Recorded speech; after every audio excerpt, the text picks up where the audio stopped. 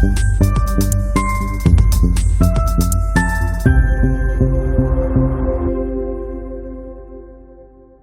भारत सरकार की जो डायरेक्ट सेलिंग रेगुलेशन बुकलेट है, यानी जो उनके रूल्स हैं, उसके हिसाब से कोई भी कंपनी को डायरेक्ट सेलिंग कंपनी जब तक नहीं कहा जा सकता जब तक कि वो जो अपना प्रोडक्ट है या सर्विस है वो कस्टमर तक डायरेक्ट नहीं पहुंचा रही हो। इसका मीन्स ये हुआ कि अगर कोई कंपनी अपने आप को डायरेक्ट सेलिंग कंपनी कहती है तो उसको अपने प्रोडक्ट या सर्विस को कस्टमर तक सीधे पहुंचाने के लिए अपना कोई डिस्ट्रीब्यूशन सेंटर, जिसे हम बिजनेस सेंटर कहते हैं, या कोई अपना खुद का ई कॉमर्स प्लेटफॉर्म डेवलप करना होगा।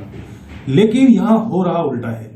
यहाँ क्या हो रहा है दोस्तों, यहाँ डायरेक्ट सेलिंग के उत्पाद जो कि उनके खुद के पोर्टल पर या किसी बिजनेस सेंटर पर बिकने चाहिए थे, उसकी जगह वो जो है फ्लिपकार्ट या अमेजोन जैसे प्लेटफॉर्म पर बिक रहे हैं। तो दोस्तों, आज हम इस चीज की पड़ताल करते हैं कि आखिर ऐसा क्यों हो रहा है और इससे हमें क्या नुकसान है, और इस चीज को जो है भारत सरकार ने अवैध घोषित क्यों कर रखा है। और अगर हमारी कंपनी में इस तरह की घटना हो रही है, यानी अगर जिस कंपनी में मैं काम कर रहा हूं और मेरी कंपनी के जो प्रोडक्ट हैं वो किसी ई कॉमर्स प्लेटफॉर्म पे बिक रहे हैं, तो मैं क्या एक्शन ले सकता हूं। तो दोस्तों, इस सवाल का जवाब जानने के लिए मैंने सबसे पहले जितनी भी एमएलएम कंपनियों में टॉप लीडर्स काम कर रहे हैं उनसे बात करनी शुरू की।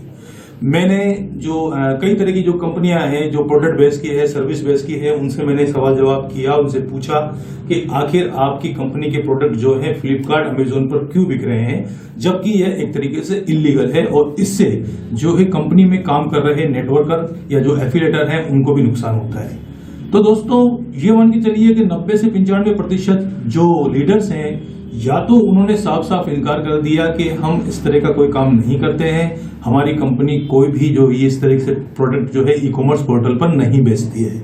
जबकि दोस्तों, सच्चाई ये है कि आप अगर स्क्रीनशॉट में देख पा रहे हैं तो यहाँ मैंने कुछ कंपनियों के प्रोडक्ट आपको शो किए हैं। आप खुद देख सकते हैं कि ये अमेजोन और फ्लिपकार्ट पर प्रोडक्ट बाकायदा बिक रहे हैं। आप अगर परचेज करना चाहते हैं तो सीधे यहाँ से परचेज कर रहे हैं। जबकि आपको पता होगा, अगर आप अपनी किसी एमएलएम कंपनी में काम करते हैं तो वहां होता क्या है दोस्तों, आप कंपनी के प्रोडक्ट तभी परचेज कर पाते हैं जब आप उस कंपनी में अपना रजिस्ट्रेशन करवा लेते हैं या ज्वाइनिंग कर लेते हैं। तो फिर ऐसा क्यों कि बिना रजिस्ट्रेशन किए और बिना ज्वाइनिंग लिए भी आप किसी भी ई कॉमर्स पोर्टल से किसी भी एमएलएम कंपनी का प्रोडक्ट खरीद सकते हैं। तो ज्यादातर जो लीडर्स थे, उन लीडर्स ने या तो मुझे साफ साफ इनकार कर दिया या वो इस बात का जवाब नहीं दे पाए। शायद हो सकता है कि वो इस चीज का जवाब नहीं देना चाहते हों, क्योंकि इस चीज का जो जवाब है उसमें सबसे ज्यादा जो नुकसान है वो इन लीडर्स का ही है। तो दोस्तों, फिर क्या बात है, आखिर ऐसा क्यों हो रहा है? तो इसकी ज्यादा जानकारी के लिए जब मैंने खंगालना शुरू किया इन लीडर्स के चेक्स को, इन लीडर्स के पे आउट को, तब जाके मुझे इस सवाल का जवाब मिला जो मैं आज आपको बताने चाह रहा हूं। आज मैं आपको बताऊंगा कि आखिर ये गड़बड़ झाला क्या है, आखिर ऐसा क्यों हो रहा है। दोस्तों, इसके दो कारण हैं। हम एक एक कारण पर एक एक करके जो है बात करेंगे। आप इसको सीरियसली सुनिएगा, क्योंकि आपको इसी से पता चलेगा कि आप किस जगह नुकसान में जा रहे हैं। तो दोस्तों, इसका पहला कारण क्या है? आपको ये पता है दोस्तों कि अगर आप कंपनी में काम करते हैं तो वहां कुछ टर्म्स एंड कंडीशंस होती है। जैसे मान लीजिए कि कुछ कंपनियां ऐसी होती है जो बाइनरी सिस्टम चलाती है, तो वहां 2/1 का रेशियो या 1/2 का रेशियो होता है। अगर कोई मैट्रिक्स लेवल जो प्लान चलाती है कंपनियां या पिरामिड प्लान चलाती है, वहां एक पर्टिकुलर अमाउंट की ज्वाइनिंग्स आपको लानी होती है, यानी एक पर्टिकुलर अमाउंट का जो है प्रोडक्ट आपको बिकवाना होता है। तो होता क्या है दोस्तों, इन कंपनियों में जो टॉप लेवल पर लीडर्स काम करते हैं, अक्सर अगर आपने उनके वीडियो देखे हैं या उनके ब्लॉग्स देखे हैं, तो वो अपने पे आउट की चेक डालते हैं। कोई 3 लाख का चेक डालता है, कोई 5 लाख का चेक डालता है, कोई 2 लाख का चेक डालता है, और वो बाकायदा एक बहुत ज्यादा कॉन्फिडेंस से कहते हैं कि मैंने कंपनी से 2 लाख कमाए, मैंने 5 लाख कमाए। लेकिन क्या दोस्तों ये हकीकत है? क्या ये चेक वास्तव में रियल होते हैं? तो दोस्तों, अगर आप एमएलएम कंपनी में काम करते हैं तो आपको ये बात जरूर पता होगी कि कंपनी फ्री में किसी को चेक नहीं देती है। यानी जब आप काम करते हैं, कंपनी के लिए प्रोडक्ट बिकवाते हैं, कंपनी के लिए नेटवर्क तैयार करते हैं, तो ही आपको कमीशन मिलता है। तो होता क्या है दोस्तों कि जब आप किसी भी एमएलएम कंपनी के अंदर एक टॉप लेवल पर पहुंच जाते हैं, तो जितना टॉप लेवल पर आप पहुंचेंगे, आपके सामने जो टारगेट्स हैं वो उतने ही ज्यादा होंगे। फॉर एग्जाम्पल के लिए मान लीजिए कि कोई कंपनी के अंदर टर्म्स एंड कंडीशन है कि जब तक आप 30 लाख का माल किसी ईयर में नहीं बिकवाते हैं तब तक कंपनी आपको आपका पे आउट का 3 लाख का चेक नहीं देगी। यानी यहाँ कंपनी ने एक टर्म्स लगा दी कि आपकी डाउन लाइन के अंदर कम से कम 30 लाख रुपए का जो सामान है वो बिकना चाहिए, तो ही आपको 3 लाख रुपए का चेक पे आउट मिलेगा। अब मान लीजिए जो आदमी, जो लीडर है, जिसको 3 लाख का चेक लेना है, वो काम करता है, उसके डाउन लाइन के लोग भी काम करते हैं और कैसे ना कैसे करके वो करीबन 28 लाख रुपए का सामान बेचने में सक्सेसफुल रहता है। यानी उसके डाउन लाइन में 28 लाख का काम हो जाता है। लेकिन अब चूंकि कंपनी के टर्म्स एंड कंडीशन के हिसाब से उसे कम 30 लाख का सामान बेचना होगा। यानी अभी भी 2 लाख रुपए का सामान जो है वो बेचना बाकी है। तो दोस्तों वो क्या करेगा? अगर उसे 3 लाख का चेक लेना है तो उसे 2 लाख का सामान और बेचना पड़ेगा। अब मान लीजिए टाइम नहीं है, सामान नहीं बिक पा रहा है, नए जो है रिक्रूटर्स नहीं लग रहे हैं या नई ज्वाइनिंग नहीं आ रही है, तो ऐसी कंडीशन में ये लीडर्स क्या करते हैं? आप एक डिफरेंस देखिएगा कि 2 लाख का सामान बेचते ही 3 लाख का चेक आ जाएगा। तो ये जो लीडर्स होते हैं दोस्तों, ये क्या करते हैं?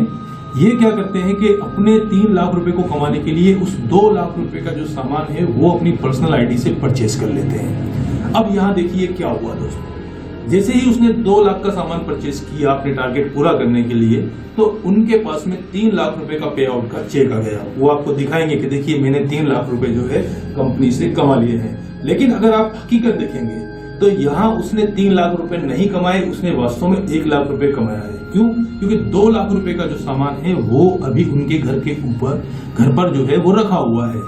यही हकीकत है दोस्तों MLM कंपनी की। आप जितनी बड़ी पोजीशन पे जाते हैं वहां आपको डाउन लाइन में काम करने का जो टारगेट है वो उतना ही ज्यादा बढ़ता है। जरूरी नहीं है कि ये 2 लाख का टारगेट मिले, हो सकता है आपको 50,000 का टारगेट मिले, 20,000 का टारगेट मिले, 80,000 का टारगेट मिले।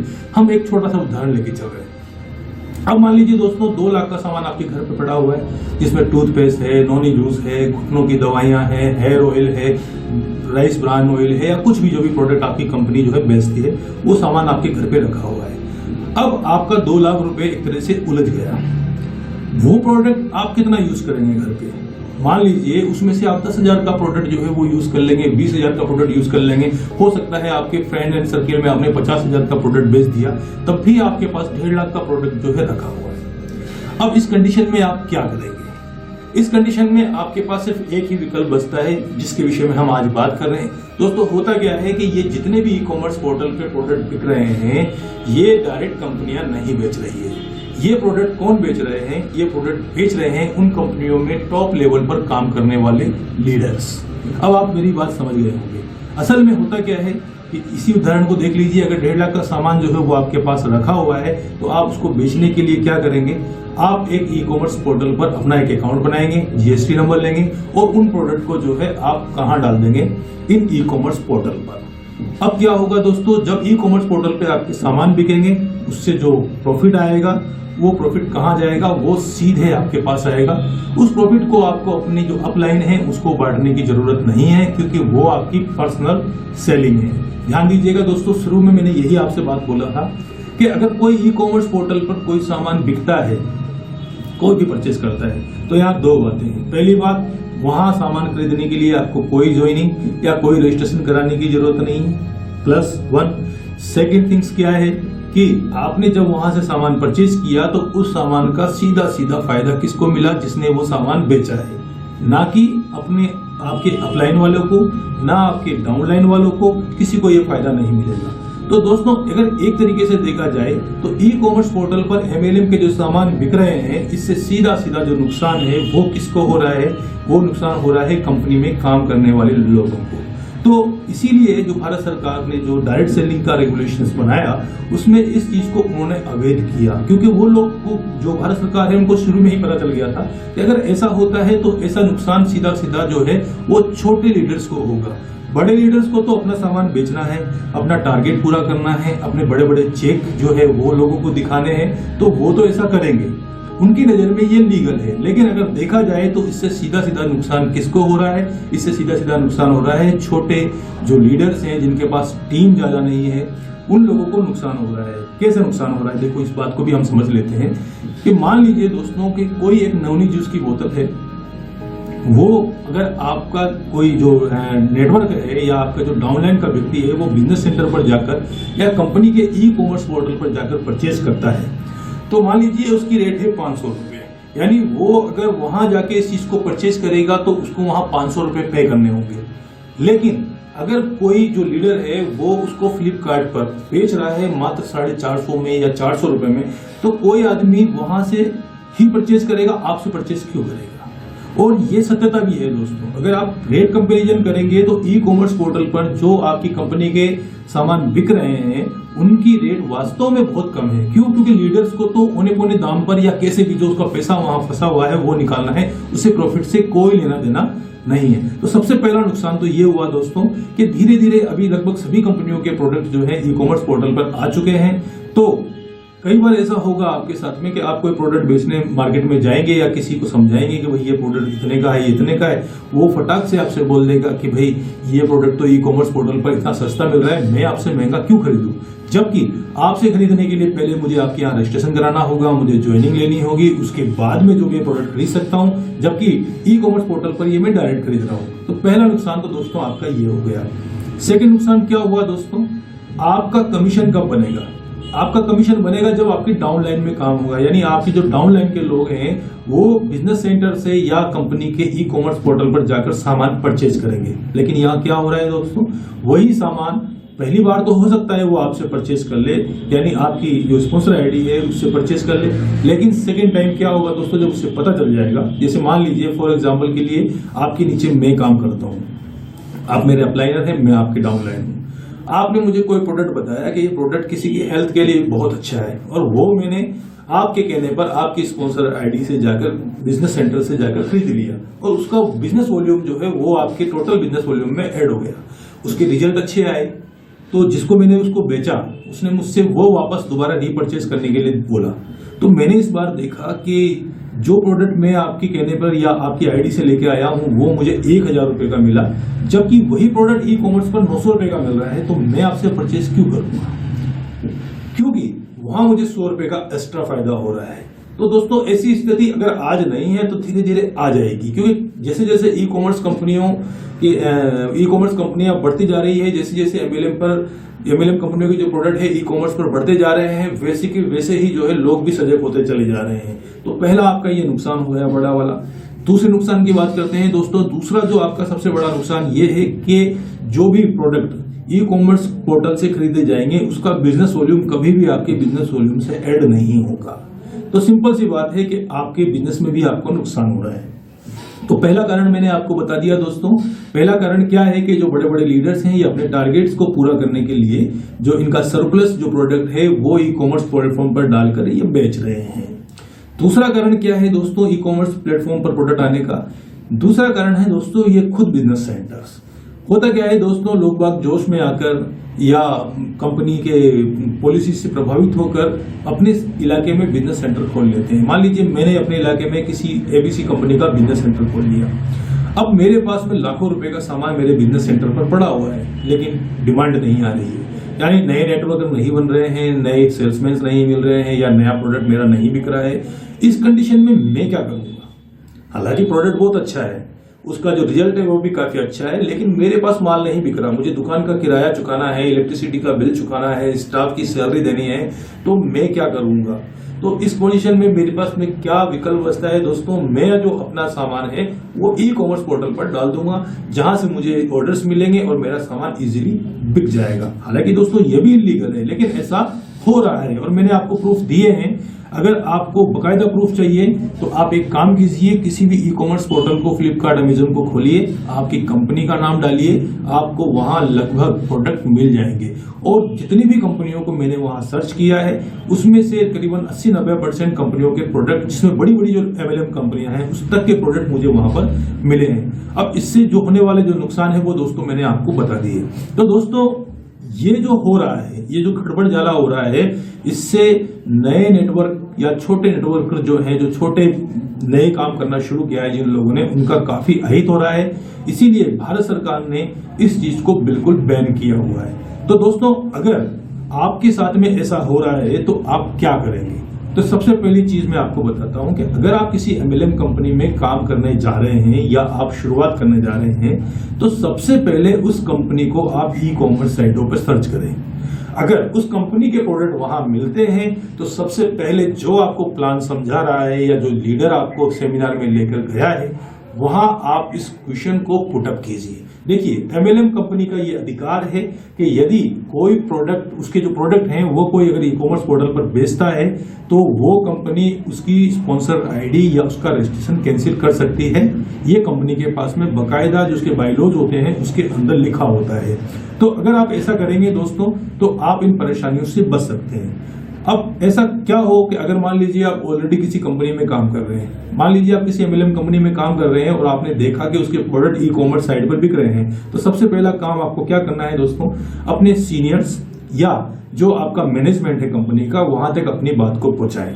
बाय ईमेल पहुंचाएं या बाय बोल के पहुंचाएं, कैसे भी पहुंचाएं, फोन करें, आप उनको ईमेल करें और उनसे कहें कि ये प्रोडक्ट यहाँ क्यों बिक रहा है। वो अपने अपने तर्क देंगे दोस्तों, वो अपने अपने कारण बताएंगे कि ऐसा है वैसा है, लेकिन हमें इन तर्कों में नहीं पड़ना है, क्योंकि सच्चाई यही है दोस्तों कि जब तक ई-कॉमर्स पोर्टल पर आपका सामान बिकता रहेगा तो धीरे धीरे आपका जो बिजनेस है वो डाउन होगा और आने वाले 2-4 सालों में ऐसी स्थिति हो जाएगी कि लोग आपके मुंह पर कहेंगे कि ये प्रोडक्ट तो हमें वहां इतना सस्ता मिल रहा है, हम आपके यहाँ पर ज्वाइनिंग क्यों लें इस प्रोडक्ट को खरीदने के लिए, या महंगा हम सामान क्यों लें। अब दोस्तों मान लीजिए आपकी कंपनी आपकी बात नहीं सुनती है, आपने 3-4 बार उनको कांटेक्ट किया, आपके लीडर्स को समझाया, लेकिन कंपनी कोई एक्शन नहीं लेती है, तो आपके पास क्या विकल्प बचता है। दोस्तों आपको पता होगा कि भारत में काम कर रही जितनी भी MLM कंपनी है उनके लिए एक डायरेक्ट सेलिंग जो है रेगुलेशन गवर्नमेंट ने पारित किया था। उसमें सभी नियम और शर्तें कि डायरेक्ट सेलिंग कंपनी कैसे काम करेगी, कैसे प्रोडक्ट बेचेगी, कैसे कमीशन देगी, ये सब बकायदा उसके अंदर लिखा हुआ है। तो आप जो कंज्यूमर अफेयर्स जो भारत सरकार का जो विभाग है वहां आप अपनी कंपनी के खिलाफ शिकायत दर्ज करा सकते हैं। ऐसा बिल्कुल मत सोचिएगा दोस्तों क्योंकि जो कंपनी है वो प्रोडक्ट नहीं बेच रही है, प्रोडक्ट कोई और बेच रहा है, तो हम शिकायत कंपनी की क्यों करें। दोस्तों इस प्रोडक्ट को अगर कोई दूसरा भी अगर ई-कॉमर्स पोर्टल पर बेच रहा है तो इसमें आपकी जो MLM कंपनी है उसी का दोष माना जाएगा और हो सकता है कि आपकी कंपनी का जो लाइसेंस है जो भारत सरकार ने डायरेक्ट सेलिंग का दिया है वो उसको कैंसिल कर दे, क्योंकि ये एक तरीके से इलीगल है, क्योंकि इससे ग्राहकों की हानि होती है, ग्राहकों के हितों की हानि होती है और जो नेटवर्कर काम कर रहे हैं उनके हितों की भी हानि हो रही है। तो दोस्तों मैंने आज आपको बताया कि किस तरीके से जो है ये ई-कॉमर्स पोर्टल हैं इन पर MLM के सामान क्यों बिक रहे हैं, इन सामानों के बिकने से आपको जो है क्या नुकसान है, और आपने ये भी जाना कि अगर आपकी कंपनी ऐसा कर रही है तो आप क्या एक्शन ले सकते हैं। दोस्तों मेरा यहाँ किसी भी MLM कंपनी की बढ़ाई करने का या उसके गुण दोष बताने का मकसद नहीं है। मेरा ये जो चैनल है मेरा उद्देश्य सिर्फ इतना सा है कि जो भी एफिलिएट मार्केटिंग में काम कर रहे हैं, MLM का काम कर रहे हैं, डायरेक्ट सेलिंग का काम कर रहे हैं, उनको मैं टाइम टू टाइम अवेयरनेस देता रहूं, उनको बताता रहूं कि क्या चीज उनके हित में है और क्या चीज उनके अहित में है। यहाँ मेरा मकसद सिर्फ आपको जानकारी देना है, बाकी एक्शन लेना नहीं लेना, किसी कंपनी में काम करना या छोड़ देना ये आप पर डिपेंड करता है। जितनी मैंने रिसर्च करी, जो जानकारियां मेरे पास में आई वो मैंने आपके पास शेयर करी। अब आपका काम ये है कि आप इस विषय को और आगे बढ़ाइए, अपने सीनियर से बात कीजिए, अपनी कंपनी से बात कीजिए, अपने डाउनलाइन अपलाइन से बात कीजिए और इसका जो समाधान है वो निकालिए। हो सकता है लोग आपसे कहें कि इससे ज्यादा घबराने की जरूरत नहीं है, पर लेकिन यकीन मानिए दोस्तों आने वाले समय पर ये आपके बिजनेस के लिए बहुत ही खतरनाक साबित हो सकता है कि अगर आप सोचते हैं कि पर्टिकुलर कंपनी में आपको लाइफ टाइम काम करना है या आप लाइफ टाइम इनकम बनाना चाहते हैं। तो दोस्तों मेरी ये जानकारी आपको कैसी लगी, अगर मेरा जो ये कंटेंट है अगर आपको पसंद आया तो मेरे चैनल को प्लीज सब्सक्राइब जरूर कीजिएगा, क्योंकि इस तरीके के जो वीडियो हैं ये मैं आपके लिए लगातार लेके आता रहूंगा। जब तक के लिए मुझे नैतिक को आप विदा दीजिए। धन्यवाद।